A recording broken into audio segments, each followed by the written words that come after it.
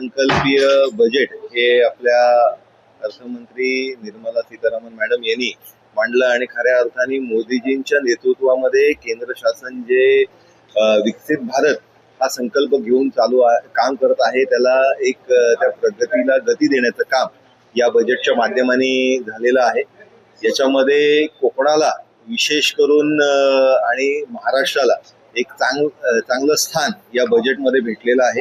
फार चांगल्या पद्धतीची निधी ही शहरी विकासासाठी आणि त्याचबरोबर ग्रामीण भागातल्या व्यक्तीच्या विकासासाठी हा भेटलेला आहे।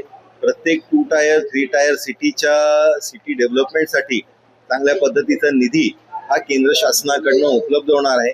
त्याचबरोबर शेतकऱ्यांसाठी शेती उत्पादकता वाढवण्याच्या दृष्टिकोनाने निधी हा केंद्र शासनाने मंजूर केलेला आहे। मत्स्यपालनच्या दृष्टिकोनाने अमृत सरोवर या योजनेचा लाभ हा निश्चितपणे त्यांना भेटणार आहे। या फिशरीज इंडस्ट्रीला त्याच्यामुळे प्रोत्साहन भेटणार आहे।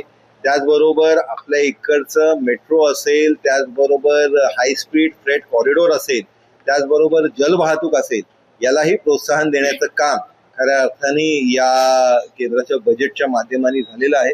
मी या बजेटवरती पूर्णपणे समाधान व्यक्त करताना एक चांगल्या पद्धतीचं बजेट निर्मला सीतारामन मॅडम यांनी मांडलेलं आहे आणि याच्यामध्ये देशाची प्रगती होत असताना महाराष्ट्राच्याही प्रगतीला चांगल्या पद्धतीची गती भेटणार आहे असा विश्वास मला